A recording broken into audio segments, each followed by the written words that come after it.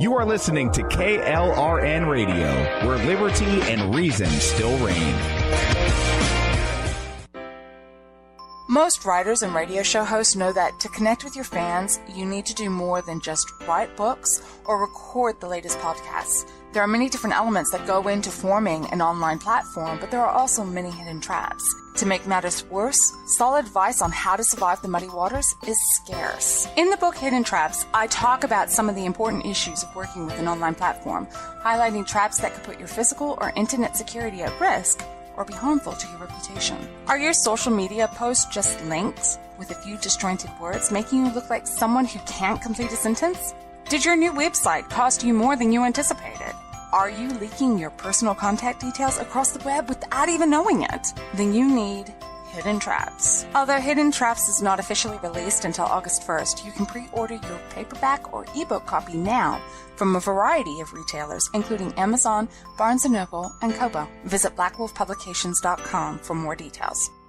Here's George Foreman with InventHelp. Hi, I'm George Foreman. Do you have an idea for a new product or invention? People ask me all the time, George, how do I get my idea in front of companies? How do I get a patent? What do I do next? Do you have the same questions? I'll tell you like I'll tell them all. Call my friends at InventHelp. Call InventHelp today for free information. InventHelp has been helping inventors for more than 30 years and has sales offices nationwide. InventHelp can submit your invention to companies who are interested in receiving new ideas. If you have an idea and want to try to patent it and submit it to companies, you should call InventHelp today for free information. Listen, I can't guarantee a company will be interested in your idea, but I believe every inventor deserves the opportunity to step into the ring and take their best shot. Put InventHelp in your corner. To get your free inventor's information, call 1-800-353-6490. That's 1-800-353-6490. Again, 1-800-353-6490.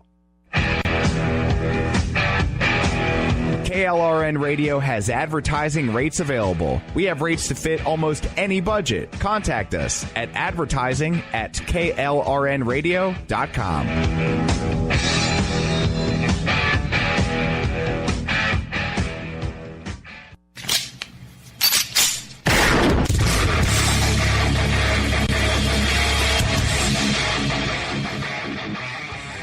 This is Slickery Trigger for Rebel Road Tactical.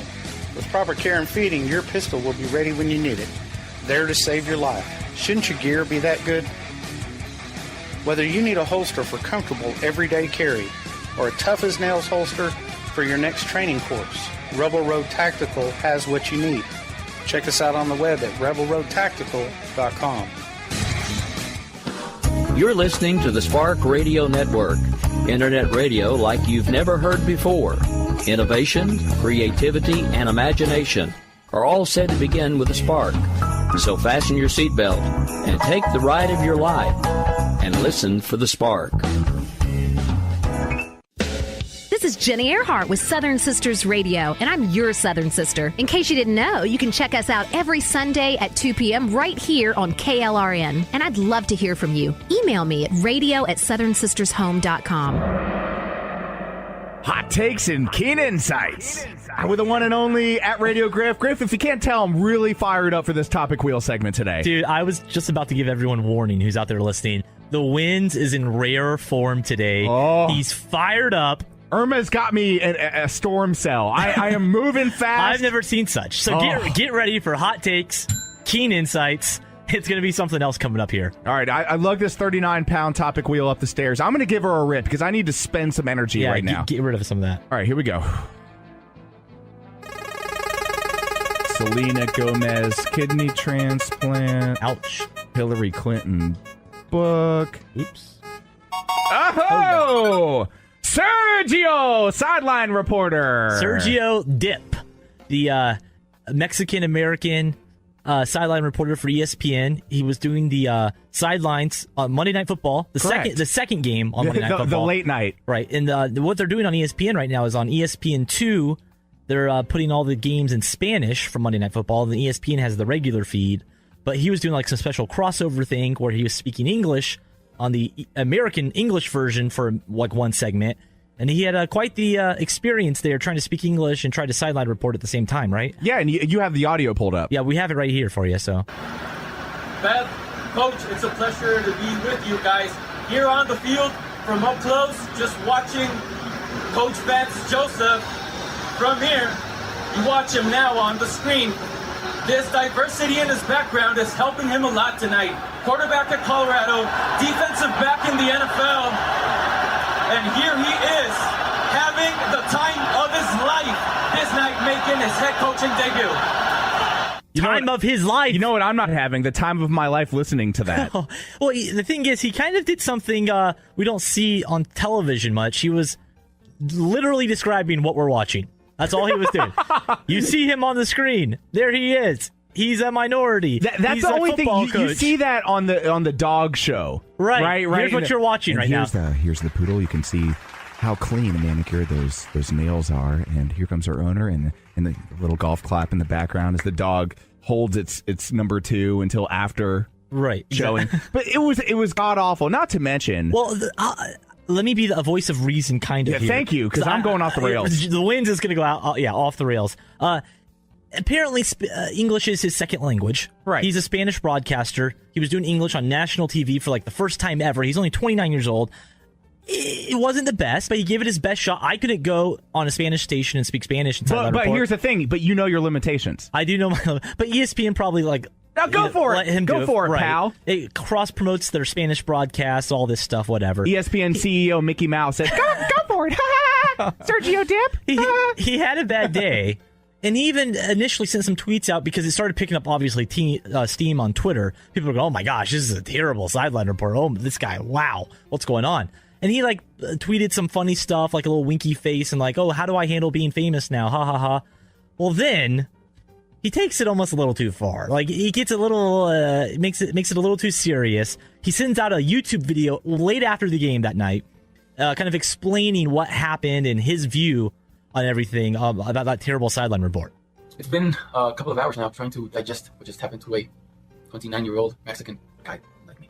It's 9/11. I'm in Denver, Colorado, and this is the NFL. A Monday night football game between the Broncos and the Chargers, the biggest stage possible. I was studying my elementary school, September 11, 2001, in Calexico, California.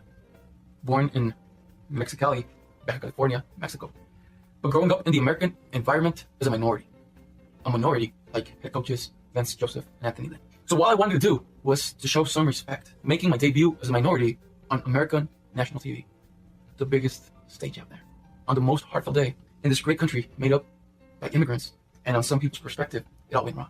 But I truly meant no disrespect, because all I wanted to do was to show some love to his 2 historical head coaches.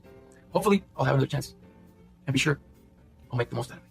If you can't tell, he's not on cocaine. We actually sped the audio up. There were a lot of pauses. Very dramatic. It was over a 30-minute apology, so we condensed it to 45 the guy seconds. says he was trying not to show any disrespect. No one thought he was being disrespectful. No, he just doesn't belong on the sideline for an American telecast. And I'm not trying to be rude. An English broadcast, yeah. It was just a bad performance. It was his first time ever. You messed up. And he was initially having fun with it. Just stick with that narrative. Have fun with it. It was my first time doing it. I messed up. I'll do better next time. And why not include that and incorporate that with the sideline report? Hey, it's Sergio Dip here, my first sideline report. So forgive any bad grammar. Here we go. Wenz Joseph, his first game as a head coach. Having the time of his life. Having the time. It's like he was reading. Not only was he reading off cue cards for his apology, but it sounded like a sideline report was coming off a teleprompter. Yeah. It was terrible. I honestly think the guy's genuine. I think he really means well. Right. But just because you mean well doesn't mean you're good. Oh, right. And then the apology, it's almost cringeworthy. And he hit all the hot bullet points. Right. Oh, here we are on September 11th. I was born in Mexico, California. And he brings up the fact that he was growing up as a minority. Newsflash, pal. You're not the minority in California or Texas if you're Hispanic. You are the actual majority in those states. That's a good point there. Yeah. And so he hit, I remember where I was on 9/11, and here I am, a minority trying to be. What does 9/11 have to do with having a subpar sideline? He capitalized on an American tragedy because he failed. That sideline report I told you was the a Wenz tragedy. Was fired up today. That sideline report was the next greatest American tragedy. Not only ESPN has turned into this politico nonsensical news platform. It's no longer a sports network. It is now, here is our political agenda. Abide, or we will label you a bigot or racist or a white supremacist. This is what ESPN has become because they are owned by the Disney ABC globalists. This is what they are. They are no longer a sports worldwide network. That's it. And we saw this later on. Let's take another whip on the topic wheel. Your turn this time. I'm raging. I think I know where it's going to land, but let me spin it. Let's see. North Korea nuke test. No, not that. Hillary Duff's new album. Ooh, I want to hear that. Oh, yeah, like you called it. You called it. Jameel Hill Trump tweet. Fill me in. Trump tweet. Yeah, Jameel Hill. She is the host of now the SE6, the 6 o'clock Sports Center with Michael Smith. They used to host that show, His and Hers, together. God awful. 2 African Americans who rose through the ranks as like writers, newspaper reporters, and then became kind of columnists, opinionists, and obviously they have their own worldview on things. And she sent some tweets out this week calling our president I believe a bigot, a racist, a white supremacist. And, she's a high. 6 p.m. Sports Center is about high profile as you get at ESPN. They've within the past few months they've put Michael and Jamel on that show, which by the way is not a very good television show. It's just not entertaining. It's not good. Yeah. Period. But she sent these tweets out as an employee of ESPN. She sent these tweets out, and in the past, there's been ESPN personalities who have sent similar tweets out from the other side, conservatives criticizing liberals or Democrats. And they've lost their jobs or have gotten lengthy suspensions because of that. Jamel sends this stuff out. ESPN sends a comment out saying, we basically disagree with this. But we've talked to Jamel about it. She kind of sent out a sort of apology this week about it. But there's really no action taken against her for this whatsoever. And even this past week, the White House, Sarah Huckabee Sanders, the White House spokeswoman, came out and said, she took it maybe a little too far, said Jamel should be fired for that. She said Jamel should lose her job because of those tweets where she called, Trump a bigot and all this, and isn't very proud that he's our president. But the thing is, also, they've almost branded this new Sports Center as it's not just sports, it's politics, it's pop culture, it's all the above. So they're kind of empowering her to be allowed to have these views everywhere. My initial before the Wenz goes off on this, because I know he's fired up. My initial take is they shouldn't have ever fired anyone for their opinions unless they're Nazi supporters or whatnot on Twitter. Right. Well, no, but apparently if you do support Trump, in turn you do support the Nazi movement. I guess so, right? Have your opinions on Twitter, whatever. And really, honestly, she doesn't spout these opinions on SportsCenter. You can watch the show and tell the two of them are probably from a liberal view, a worldview. But no one should lose their job over this type of stuff. My take is people want her fired. Maybe fire her because the television show isn't very good, or reassign her to something else. Because she's a decent opinionist. If you want to have that point of view, she's very good and coherent and whatnot. I'm just very concerned that she's heading down the Stephen A. Smith road. And he's made quite the career for himself. They've proven at ESPN, you have takes like that, you can be the highest paid person at the company. Yeah. So that's the road that's been set for her, and maybe she wants to go down that path. No, I don't think she should lose her job, as even the White House claimed. I just think the television show isn't good. Maybe lose this job for that. Or at least ESPN, be consistent in your punishments. Yeah, because what they did to Kurt Schilling for his views on the Islamic faith and terrorism in America, and he just called a spade a spade. Look, if you're going to fire Kurt Schilling, a future Hall of Famer, well, now that's in jeopardy because of his political views, which is a whole nother sidebar issue.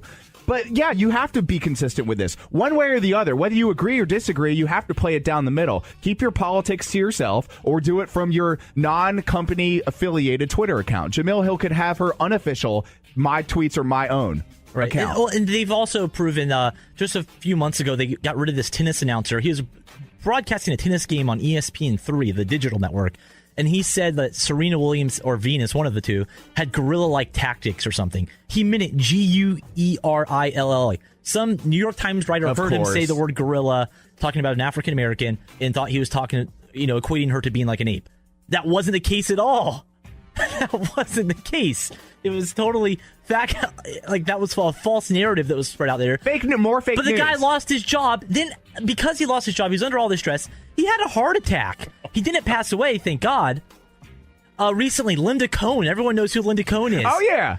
She went on to a New York, I think it was a New York sports talk show or somewhere, and talked about how ESPN probably made mistakes spending all these rights money on the NBA and all these college deals. They probably spent too much money. And because of spending all that money, they've had, obviously, it's been very public They fired many people within the past year. It's almost like saying, guys, if you don't agree with this false statement that I'm about to say, you're fired. Women's sports are as popular as men's sports. Right. It's just not. And Linda it's Cohn not real. basically got a suspension for saying that she disagreed with ESPN. But Jemele Hill can come out and say this. And these are pretty harsh words. Trump is the most ignorant, and this is verbatim. Trump is the most ignorant, offensive president of my lifetime. His rise is a direct result of white supremacy. Period. I mean, that's like, wow, okay. If that's your opinion, that's fine. And as an American citizen, you have the right to the opinion. However, the First Amendment never protects people from the consequences of exercising it. So if ESPN's going to be this political affiliated station and no longer it's sports light, it's all politics, social issues, activism and such, fine. But don't call yourself a sports network anymore. You are CNN 2.0. Well, they thought they could find, a ground, make it becoming like the MSNBC of sports talk. I don't know why they chose that route, because most people I know who like sports, they just want to watch sports. To get away from it. Right. They don't want all that nonsense. And it's become this social justice. Even Colin Kaepernick the other day tweeted, "I stand with you, Jemele Hill. I support you," or something like that. So it's become this. Well, he's got a lot of time on his hands nowadays. Exactly. It's too much, man. And ESPN they fired all those people recently. They're losing subscribers left and right because people are cord cutting. They're not paying all this money to watch cable television anymore. Right. Now with things like Sling TV, stuff like that. The stock is down. Yep. The CEO, I know, is under the president, John Skipper, is under a lot of pressure from Disney to get things on the right track. And it seems like the place is kind of out of. They can't decide their direction. Do they want to be this lefty sports network? Do they just want to show sports?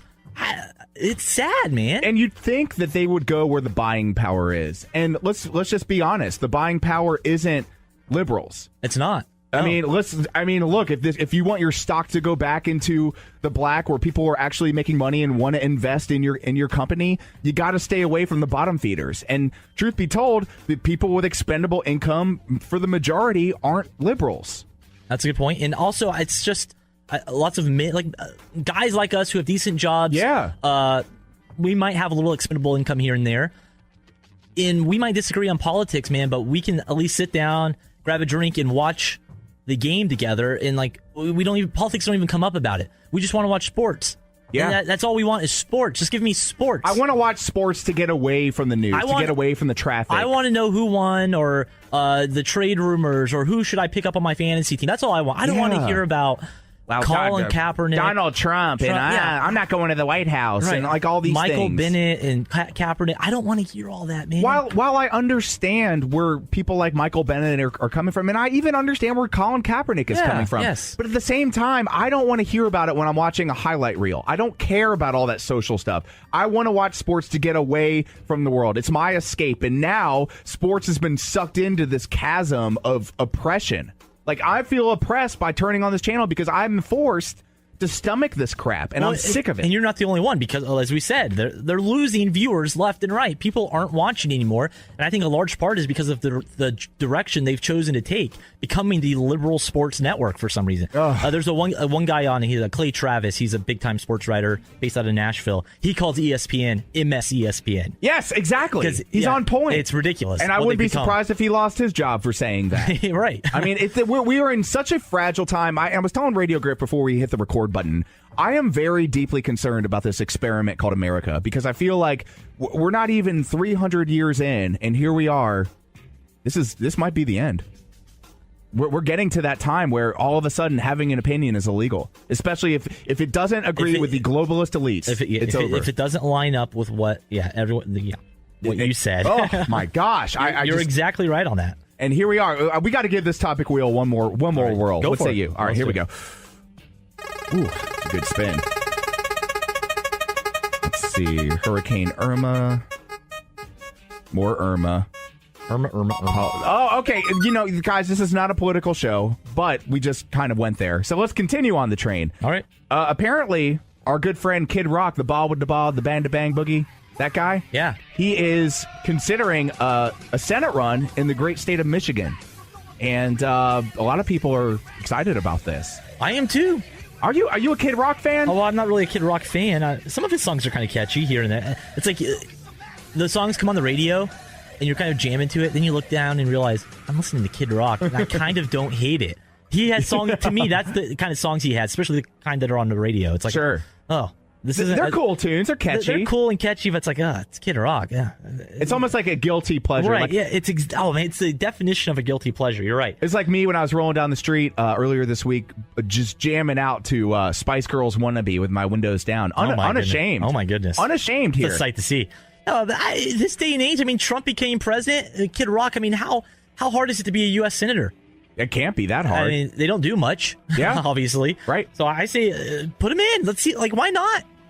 Get rid of these career politicians. But don't you think, and while I agree with that sentiment, don't you think he's got a new album coming out, he's touring, he has more to gain by not being a politician and sticking to the entertainment aspect of his giftings than to dedicate, if he's going to be all in, to dedicate the next several years of his life to public service. To me, it doesn't seem worthwhile. I think you just nailed it, though. Here's a little secret. He does have a new album coming out. He does have other stuff. Oh, so suddenly there's buzz that Kid Rock might run for Senate. Right. It's all a publicity stunt. Let's be real. Well, isn't he doing the voters a disservice, though? A disservice by even teasing the idea? At this day and age, though, are there any rules anymore? Trump changed the playbook, man. So you can kind of do this fake run of things, maybe, and get some publicity for it. There's been other people who've kind of hinted at doing runs, celebrities. I don't blame the guy. He's getting more publicity now. If Kid Rock just had another album coming out, his 10th album maybe? He's been around for 2 decades now, probably. Yeah.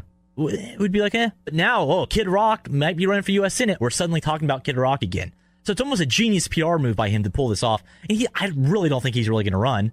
That would be kind of cool, I guess. Yeah, well, Ted Nugent said he's full of it, too. He was like, look, this guy, he's a great entertainer. He's got a new album. He's touring. He said exactly what I was thinking. And that's, why would you give up that so that you can be in public service? Well, he's not going to. And here's the thing, and Ted Nugent made a really good point. He said that GOP needs to get really serious about somebody running on the Republican ticket that can take out the liberal incumbent. So if you're serious about winning the state of Michigan and making it a red state again, you got to be careful. And this kind of shockish, like, The Rock's running for president. Well, The Rock is an entertainer. He was a wrestler, and now he's a movie star. Well, so is Donald Trump. Right, and I get that. But at the same time, I think we're experimenting, and I don't know that this kind of thing can continue, because now even GOP voters are fed up with Trump because he's kowtowing to the liberals. No, that's it. So, so where does it stop and where does it start? I don't know. If you live in Michigan and you're a Republican, is this the kind of guy that... do you trust this guy's judgment? He married Pamela Anderson Lee, for God's sakes. He did, didn't he? For 4 months. Is that how long it was? 4 month relationship. Is this the kind of guy that you want? That kind of judgment? Well, I mean, people could say the same thing about President Trump. Well, true. I didn't vote for him. I voted for Gary. Arnold was governor in California. And now he's a liberal. Yeah. And I mean, he wasn't obviously the most upstanding guy. It came out later that he was like sleeping with the nanny or something and had a child with her. Right. But yeah, I don't know. And that was exclusively for Trump fix because I promised him in the booch I would do it. So there you go, guys. Kid Rock, was it 2018? Is that what we're going for? Yeah, the Kid Rock 2018. I mean, hey, if he wants to do it, why not? Let him do it. In the Great Lakes State. All right, so stay tuned. Our predictions for NFL Week 2 are coming up. Less hot of a take, but I do have some upset specials at Radio Griff. I bet you do. You had a lot last week. Coming up next. Stay tuned. Hey, y'all. This is your Southern sister, Jenny Earhart, with the Southern Sisters Radio Show. I would love to connect with you on Facebook. Check us out at Southern Sisters with Jenny Earhart and online at southernsistershome.com. I'm in Wenz World, and I love it. Hey, it's your friendly voice of Atlanta Traffic, Chris Monroe, on Twitter at Atlanta Traffic. And check out the work I'm doing with my foundation, the Gift of Music Foundation. giftofmusic.org. That's giftofmusic.org. Have an unused musical instrument sitting around, a guitar, wind instrument, or brass instrument you haven't played in years? Then gift it to the Gift of Music Foundation. We'll refurbish it and get it to a kid or program in need. For more information, giftofmusic.org. More Wenz World coming up right after we pay the gas bill. How the hell do they know that I got gas? Hey everyone, this is Jenny Earhart with the Southern Sisters Radio Show, the show for Southern women and the men who adore them. We love to chat every week about Southern culture, Southern food, hospitality, basically everything that makes up the Southern lifestyle. Join us this Saturday at noon and again on Sunday at 10 a.m. right here on AM 920 The Answer. I'm in Wenz World and I love it. Back with a promise. predictions for week 2. Griff, I took a sedative during the break, so I'm feeling a little more docile and relaxed. You got it all here. out of your system. Oh, boy. We basically became, we were ripping the last segment on ESPN, becoming kind of this political network. What we just did, we're supposed to be talking sports, and we kind of talked politics. We're the new ESPN Fox News affiliate. Yeah. Hey, if CNN can have a new network, ESPN, why don't we do? Why don't we do Fox Sports? That's basically what we just did. We're doing it. But now we're back to sports. We're back to sports. We're back to the highlights. We're back to the picks. Until it gets political again. But let's start out with our matchup for Thursday night here as the Texans travel to Cincy to take on the Bengals, who, by the way, got shut out by the offensiveless Ravens last week. I know. And it's like one of the first times a team has scored 0 points in week 1 in forever. Right. Yikes. What's going on in Cincinnati? I think the Marvin Lewis, Andy Dalton days might be numbered. Uh-oh. It's a home game for the Bengals. And finally, the Texans finally come to their senses. They've almost been forced to. Bill O'Brien is starting Deshaun Watson at quarterback. This should have been week 1. But, for the first half of week 1, he starts old Tommy Savage out there, who looked terrible. Yeah, it was awful. Deshaun Watson is their best chance of winning. Deshaun Watson's going to play. Deshaun Watson's going to lead the Texans to victory. I like the Texans over the Bengals. I like the Texans on the road as well. And let it be known that at Radio Griff split even last week, 8-8. Yours truly went 6-10. So let's see if I can turn the page here. Both are correct. 1 o'clock game Sunday. We're starting with Cleveland on the road at the aforementioned Baltimore Ravens. Yeah, you know what? I like the Ravens in this game. I think I kind of underestimated them last week. I think I picked the Bengals in that game. So I think the Ravens' D is pretty good. The offense might be serviceable enough. They did lose Danny Woodhead, though, so that's going to hurt them a little. But the Browns, they look better. Deshaun Kaiser might be the guy. They might finally have a quarterback in Cleveland. But I like the Ravens in this game. I think the Ravens are going to win at home. I do, too. I think they're going to continue to roll. Both are correct. Bears at Bucks. Bucks' first game of the year. They're fired up to play at home. Fired up to play at home after all the hurricane stuff. The Bears gave the Falcons a little scare last week. Can I just say that the Falcons are very lucky to be 1-0? Oh, my goodness. They had 4 opportunities inside the 10-yard line to score a touchdown. Right. And 3 of the 4 passes were right on the money, and the receivers just dropped them. Right. God awful. The Bears, that was a surprising game. A little Cohen's his last name. That little running back. Tariq Cohen. Great fantasy pickup this week. He's like the number 1 waiver pick this week. Right. He looked pretty good out there coming out of the backfield. But I can't pick against the Bucs at home. Their first game. The Bucs are one of those teams a lot of people are picking maybe to even win the NFC South. The offense is supposed to be pretty explosive. I like the Bucs over the Bears. I do too. So far, we're 3 for 3 on picks here. Both are correct. We're not only are we aligning politically, but also on the sports field here. Watch out, with our sideline reporter standing by for another hackish report to be determined here. Vikings on the road in the Steel City, taking on the Steelers. I like the Steelers in this game. Man. I think they're at home. Vikings, though, look decent in week 1. But it's Sam Bradford, man. I mean, come on. And by the way, last week everybody was on the Bradford train, but they were playing New Orleans. And right. you play against New Orleans defense, everybody looks like Joe Montana. Right, that's a good point. Adrian Peterson, by the way, looked terrible. Yeah, and he's already starting trouble with the coach now. Sniping at the coach already, yeah. Adrian Peterson's record for his rookie debut was broken by Dalvin Cook. Oh, that's right. Yeah, and Adrian got to watch it. Got to watch it in person. Yeah, Dalvin Cook, man, great pickup for the Vikings. But I still think I think the Steelers win this game. Absolutely, I agree. Both are correct.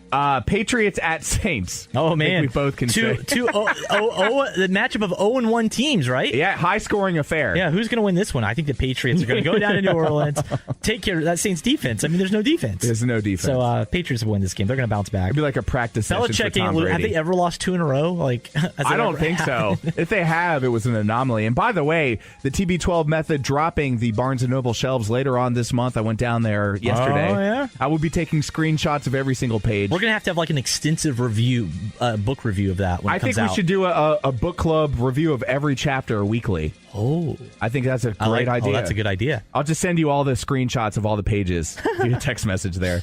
Yeah, I like the Patriots also, and I like the Steelers before. So far, we're both are correct. Agreeing on everything. This next game might be the difference. Here we go. Chiefs 4.5-point favorites at home against the Eagles. Your Eagles looked pretty good last week. They look damn good. They look like they might belong in the class of the NFC. One of maybe the top 2 or 3 teams there in the NFC. Maybe. We'll see. But didn't it start out like that way last year as well with the Eagles? They started out 3-0, and then they fell off. And the Chiefs, holy smokes, we talked about this. They looked incredible last Thursday night. The Patriots, right? Chiefs at home. That place gets rocking at Arrowhead.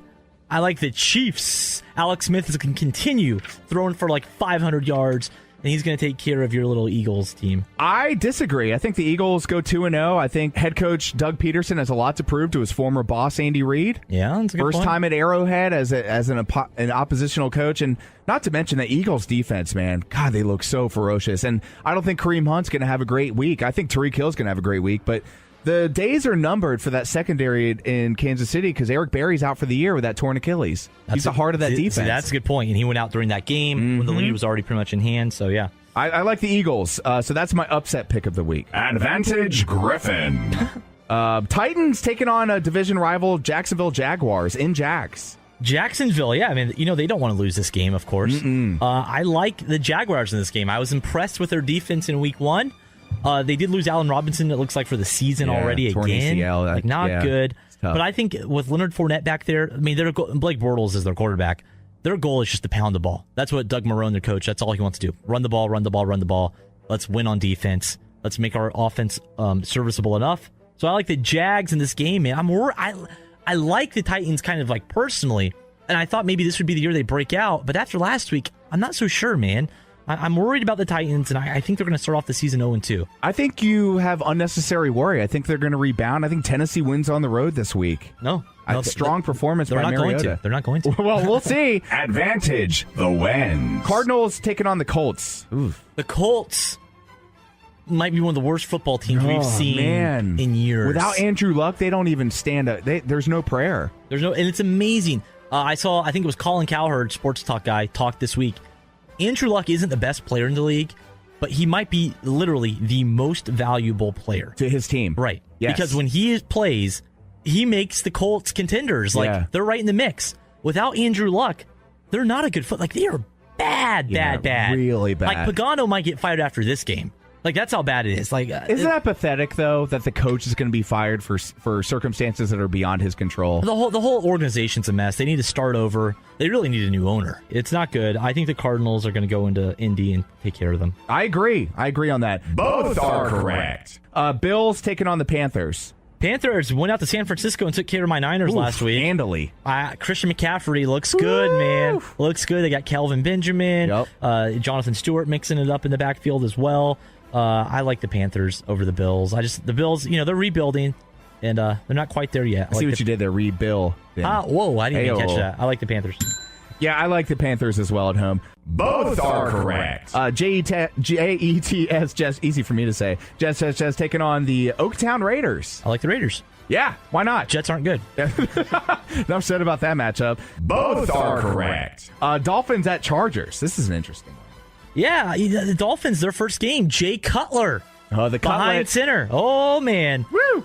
I think the Dolphins might be one of those underrated teams. I think you're looking at maybe a wild card for them. He knows the offense with Adam Gase there. I like the Dolphins to go out to not San Diego, to Los Angeles, to the 20,000-seat StubHub Center, a soccer stadium, and take care of the Chargers. I like the Dolphins. I also like the Dolphins in this, not only because I think they're a better team, but also because I have a lot of their players on my fantasy There you teams. go. That's a good idea. Both are correct. You're wine 'em, 49 'em. Oh, yeah. Heading north to Seattle, the city of rain, taking on the Seahawks. Taking on the Seahawks, and here we go. Oh, boy. Upset special of the week, how did ladies I know? and gentlemen.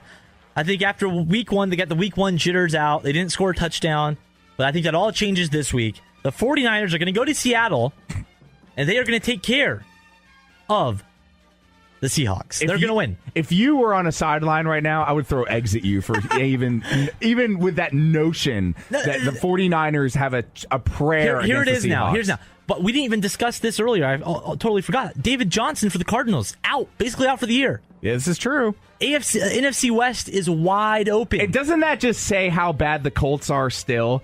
That the Cardinals' best player is out, and we're both still picking the Cardinals we're still on the road. On the road. We're still picking the Cardinals, yeah. But because of that, I think the NFC is even more wide open. The Niners, all you have to do, split with the Seahawks, take care of business against the Rams, which the Rams look decent last week. So here's the thing: you're saying split. So you're predicting their one win against Seattle on the road. This is what you're saying right now. Oh, the split is like worst case scenario. Best case scenario is you take. They tie twice. That is the only chance you have at splitting anything. You take both from Seattle. So they're going to go to Seattle this week. Seattle didn't look great. That offensive line isn't any good. Yeah, but they're not good. Yeah, but Richard Sherman's so old. He's got a cane back there. I like the Niners in this game. I think they figured things out. Week 1, you got the Week 1 jitters out. Kyle Shanahan's fired up. Brian Hoyer knows the offense better than he did in Week 1 because he played for a week. They're going to win. I like the Niners. Upset special. You heard it here first in Wenz World. I will get a tattoo of Radio Griff's face on my left butt cheek if the 49ers win this game. This game. If you pay for the tattoo, I will do it. I don't want my face. What do you want? I'd like to leave the 49ers logo. All right. Here we go.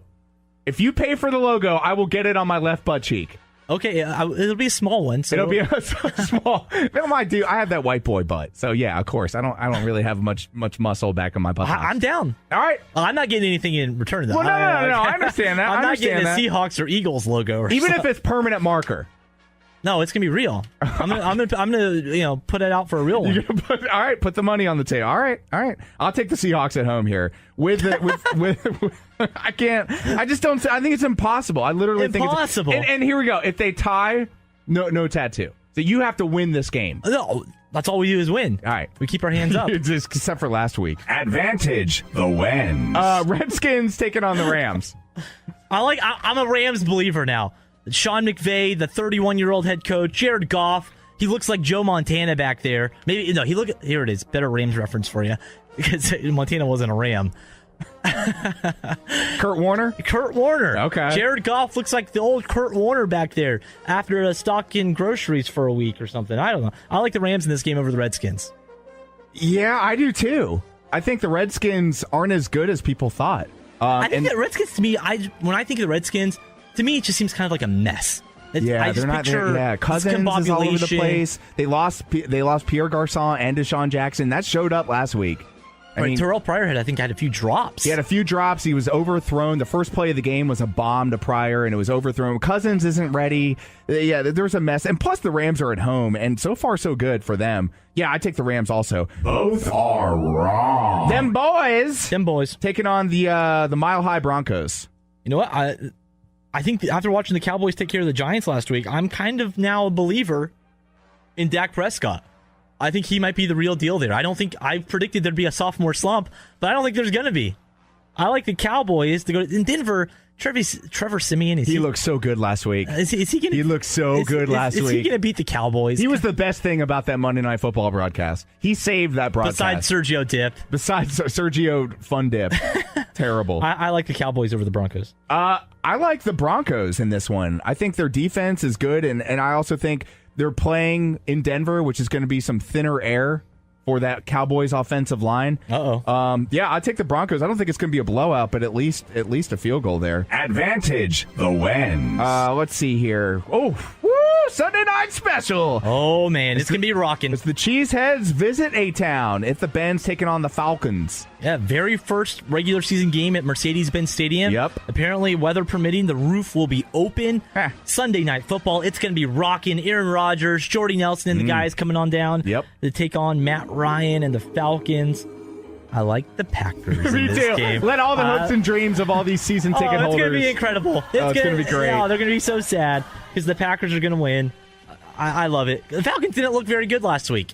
They didn't play the Bears in Chicago. Come on, the Bears aren't supposed to be good, and they barely beat the Bears. The Packers are going to win the NFC, maybe win the Super Bowl. Packers aren't going to lose this game to the sorry Falcons, the playoff boundless Falcons. They're not going to. Packers on top. Cheeseheads. All right. Both are wrong. Well, I agree. I think I can't get my mind past this bet I just made. I was playing it out of my head like, oh my God, by 8 o'clock, I may be wiping my left cheek with rubbing alcohol, prepping for a 49er tattoo on my left butt cheek. Oh my God, I can't get past this. It's going to happen if it happens, though. I'm a man of my word. I will do it as long as you pay. Yeah, I don't think the Falcons win this game. I think all these... What I want to see is the half of the Benz, the back seat, completely empty by halftime. Or mid-third quarter. I want to see that car empty because it's just going to show these fair weather Falcons fans, even the second game of the year, they got a nice win on the road. Hey man, it's Sunday night. I gotta get to work tomorrow. I gotta get out of here. The Chick-fil-A ain't open here, so I got to get ready. The Mrs. Winters. Let me get to work. Let me get to work, man. It's too late for me, man. Yeah, it's too late. Kids got to go to school. They got to go to school, right? Can't stay out for a Falcons game. Sure you can't. I think the real reason you're leaving is because your team's getting blown out, and it's the third quarter, and you guys are down by 3 scores. And Matt Ryan's the worst quarterback in football. He's not that good. I'm telling you. Well, the only highlight last week was Austin Hooper just. Oh, that was incredible. Putting Austin that Hooper man in the turf. That was the best part of the game. Yeah. But I take the Packers also, so both of us agree on that. Monday Night Football. Detroit Motor City taking it to the Meadowlands, taking on the Giants. Oh, Matt Stafford, man, proving his worth. I like the Lions in this game over the Giants. I think the Giants start out the season 0-2. And that's going to be a tough hole to dig themselves out of this year, I think. So I like the Lions to go on the road and win Monday Night Football. I agree. I take the Lions as well. So did we disagree anywhere? Yeah, we did. 2 games? We disagreed on the Chiefs Eagles. We also disagreed on the 49ers Seahawks. The tattoo game. The tattoo game. Tattoo Bowl. We are branding that as the Tattoo Bowl. Oh, good Lord, Seattle. Do not lose this game. You know what's going to happen. Oh, my God. Go Niners. Well, we'll be back next week. Maybe I'll have my first tattoo ever. Oh, wow. And last week, Griff won 8-8. I won 6-10. Hopefully I'll rebound and recover here in Wenz World. Till next week, Griff. Break! All writers are prone to becoming so attached to our characters and stories that we struggle to see why a passage may not be working. It takes another set of eyes to help us nurture our writing to full maturity. At Black Wolf Editorial Services, we strive to enable writers to develop and grow, shaping stories into masterpieces that can stand the test of time. Editing services are provided for all genres and all age categories. Services range from critiques of the short story through to line edits of the full-length novel and copy editing for those preparing for publication. We also offer assistance on generating a writer's bio for your websites, as well as help with those book blurbs and promotional material. We won't abandon you to the masses. We want to celebrate with you in your successes. Black Wolf Editorial Services, nurturing your writing into maturity. For a full list of services and prices, visit us at blackwolfeditorial.com. Is debt beating you down? You need discipline. You need the Debt Ninja. If you've been caught in a financial trap and need to be set free, then you need the Debt Ninja. Want to stop those harassing collection calls? Start saving thousands in interest and fees and get out of debt fast? Then you need to call the Debt Ninja. The Debt Ninja will find the best companies across the country that will help you consolidate all your bills into one easy payment, reduce your payments by 30 to 50%, and get you out of debt fast. If you have unsecured debt of $10,000 or more, such as credit cards, loans, or medical bills, call the Debt Ninja for a free 15-minute consultation. Call 800-826-1246. 800-826-1246. That's 800-826-1246. Call today. The Debt Ninja.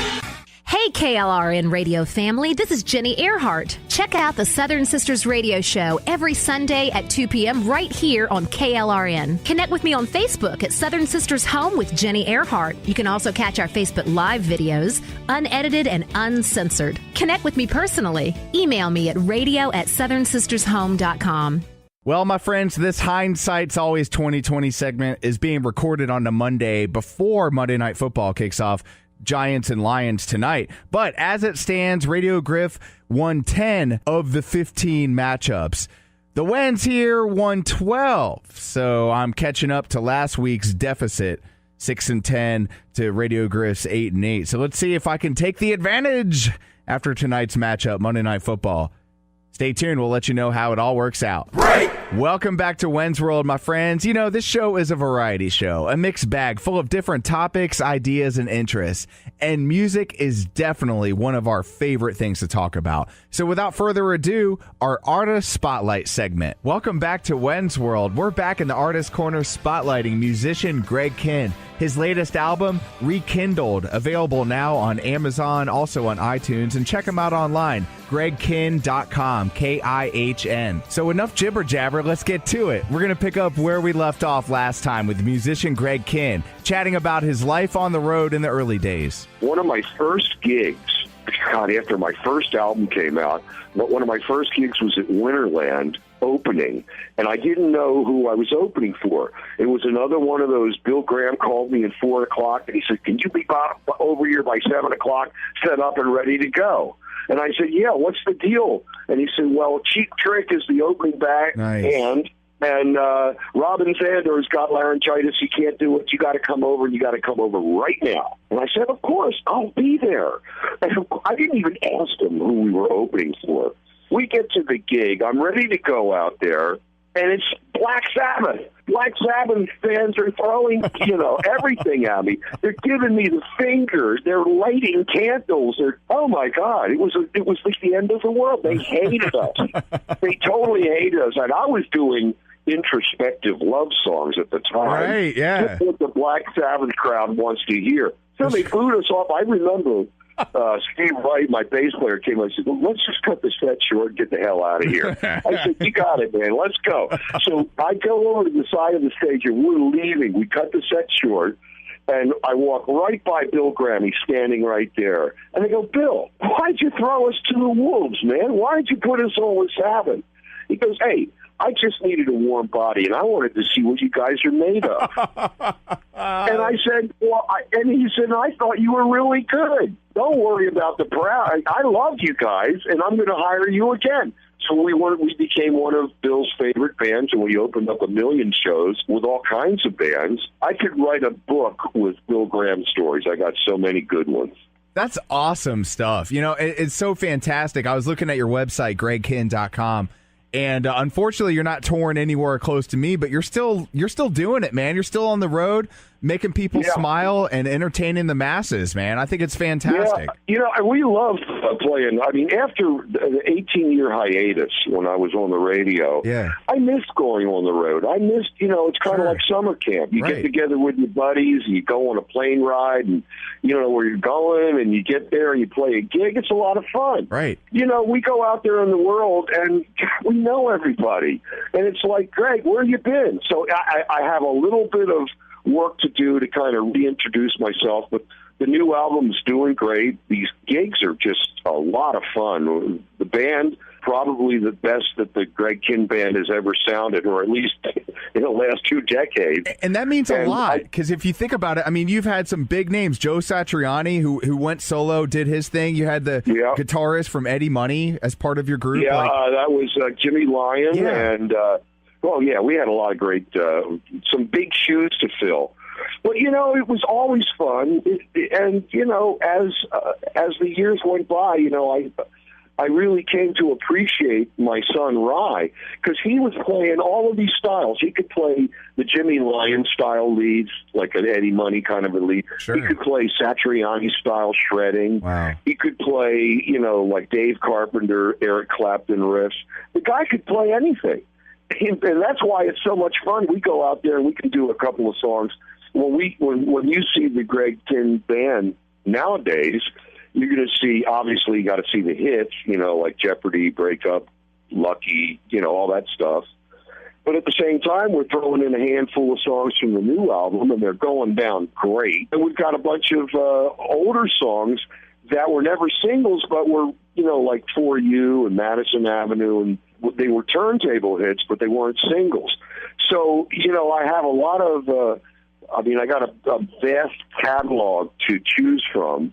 And every night we go out there and we make the set list, and it's always a new adventure. On your website right now, and I think it's so cool that you're autographing some copies of your newest album and sending them out. And that's so cool and so interpersonal. Yeah, I go over twice a week over to the office and I sign all the current CDs and stuff. It's one-stop shopping over there at the gregkinn.com website. Yeah. Because not only do we have Rekindled, which is the new CD, but we've also got our own greatest hits, The Best of Berserkly, which has 1 or 2 songs from every album. And a lot of people wanted to get that stuff, and it was not available for a long time. And here's another thing over the years that I've done. When everybody was selling their catalog, I was buying back my catalog. Over the years, I had a pretty decent career, and I had a little money in the bank. So when Rye Boy Music came up for sale, I was Johnny on the spot, and I wrote a check, and I bought it back right there. Right. And I bought back the master recordings. I bought back the artwork. I bought back, all the publishing, all the song, everything. So now I own the entire catalog. I think it's like 18 or 19 albums going back to 75. And now we've re-released them and we've made them available for download on the GregKim.com website. And, we're selling a lot of them because a lot of people say, I loved that. Your second album with For You by Bruce Springsteen. I love that. It was my favorite album in college. Well, hey, you can go to GregKim.com and buy one right now. Right. So it's really kind of cool that over the years, I bought everything back. So if you go over to the website, you can buy the new album, you can buy the best of albums, or you can buy any of the catalog albums. It's all available there, plus all my novels and everything else. So it's pretty cool. Yeah, you got a lot going on. And I love the stories that you tell, man, about your experiences of life on the road. But, man, I've always wondered what it's like to go out on the road and make a living there, do your thing. Can you share some stories or experiences that are unique to you? Oh, yeah. Well, as you pointed out, we've been, I started back in the Paleozoic era, so I kind of span all of the eras of rock and roll. Sure. I got a couple of great stories. Cool. Here's a good one. I never get tired of telling this one. We were playing in Hobart, Indiana. I know where it was. I know when it was because it was such one of those things you'll never forget. We were playing in Hobart, Indiana, which is a tiny little town in the middle of Indiana, 2 stoplights. And it was Hobart Days, the big festival. And they blocked off the 2 streets of the whole town, and they erected a stage there, and they blocked the traffic, and we were up on the stage, and we were playing for the whole town. It wasn't, maybe a couple of thousand people. So it was a rainy day, and there was one delay after another. They'd have a bunch of local bands come and open for us. And we were sitting in a Winnebago, which was our dressing room, and it was one delay after another. It was like, another half an hour. Okay, another half an hour. Oh, it's another half an hour. Mm-hmm. So you can't let my guys be together in a Winnebago with 2 hours with nothing to do at a gig. Are you kidding me? So they started getting whacked out with a vengeance. And, we're drinking beer like it's going out of style, doing shots of vodka. And we smoked a ton of weed. So finally, the guy comes to get us, and he opens the door to the trailer, and his smoke comes billowing out like a Cheech and Chong movie. And like the guys are kind of walking out of there all blinking in the sunlight, and we get up on stage, and I can live with all that. So we get up on stage, and the guy says, well, we're going to bring out the mayor of the town, and he's going to make a special presentation right before you play. So we get on stage, we plug in, we're ready to go. I give the guy the thumbs up sign. He's the mayor of the town. He comes in front and center of the stage, and he goes, and he's addressing the chief of police of the town. Oh, geez. And he goes, Chief Oshevsky, or whatever his name was. We, the grateful people of Hobart, Indiana, would like to present you with this brand new drug-sniffing dog. Oh, my God. And they break out this dog. I swear to God, it was the size of a small horse. It was this huge German Shepherd, and he takes one walk. He's supposed to walk to the center stage by the mic. He looks at me and he goes right to me, and he starts sniffing my pockets, which are full of weed. I got like 3 or 4 joints in there, and I smell like Cheech and Chong. And the dog is over there, and he's nuzzling my pockets.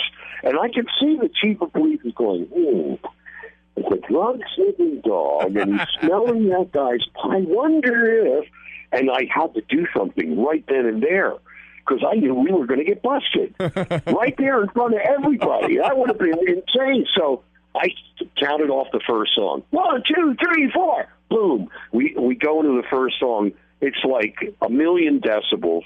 The dog hears that first chord on the guitar, and the dog did a standing broad jump. He must have gone 10 feet in the air, and he ran away. I don't know if the dog ever came back. I really don't. He just took off.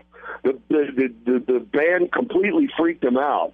And, of course, the mayor and the other guy, they all fled in terror. And we did the show. Everything was great. And as soon as it was over, we jumped in the car and got out of there. Nice. We knew that we weren't going to be around to answer any questions. But that was the famous drug-sniffing dog story. I'll never forget that one. That is brilliant, man. I don't know if there's anything that could possibly follow that. I'm following along in my mind, and I think you made the best decision possible, man. Absolutely. Well, you know, I had to do something, and I knew that the song, the first chord, was going to blow the ears off the dog. Yeah. And let's face it, come on. I mean, I was whacked out of my cord. I didn't have a whole lot of options. Yeah, you man. know? I think you did the right thing. I would have done something similar. I don't know. Maybe I would have just crapped myself and ran away back into the... But you know what?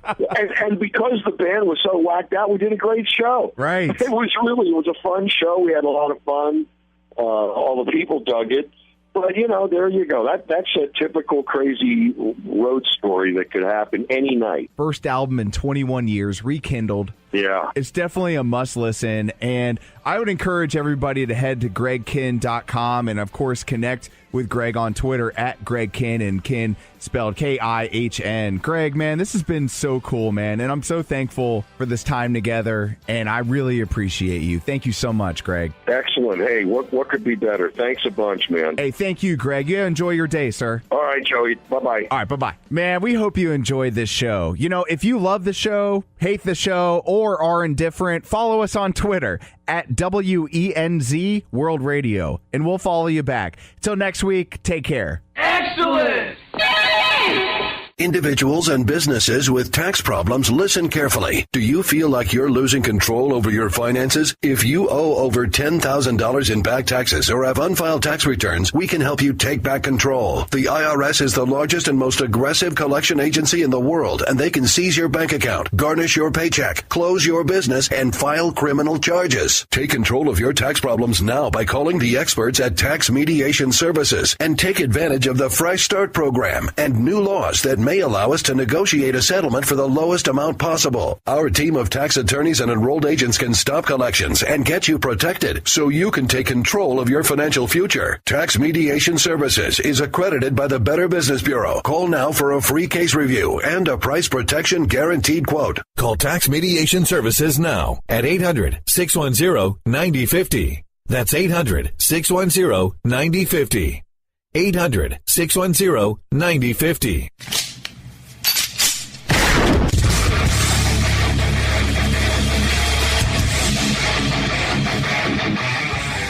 This is Slickery Trigger for Rebel Road Tactical. With proper care and feeding, your pistol will be ready when you need it, there to save your life. Shouldn't your gear be that good? Whether you need a holster for comfortable everyday carry or a tough-as-nails holster for your next training course, Rebel Road Tactical has what you need. Check us out on the web at rebelroadtactical.com.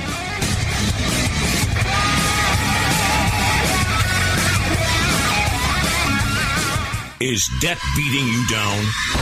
You need discipline. You need the Debt Ninja. If you've been caught in a financial trap and need to be set free, then you need the Debt Ninja. Want to stop those harassing collection calls, start saving thousands in interest and fees, and get out of debt fast? Then you need to call the Debt Ninja. The Debt Ninja will find the best companies across the country that will help you consolidate all your bills into one easy payment, reduce your payments by 30 to 50%, and get you out of debt fast. If you have unsecured debt of $10,000 or more, such as credit cards, loans, or medical bills, call the Debt Ninja for a free 15-minute consultation. Call 800-826-1246. 800-826-1246. That's 800-826-1246. Call today. The Debt Ninja. You're listening to the Spark Radio Network, internet radio like you've never heard before. Innovation, creativity, and imagination are all said to begin with a spark. So fasten your seatbelt and take the ride of your life and listen for the spark. Hey, KLRN Radio family, this is Jenny Earhart. Check out the Southern Sisters Radio Show every Sunday at 2 p.m. right here on KLRN. Connect with me on Facebook at Southern Sisters Home with Jenny Earhart. You can also catch our Facebook Live videos, unedited and uncensored. Connect with me personally. Email me at radio@southernsistershome.com. You are listening to KLRN Radio, where liberty and reason still reign.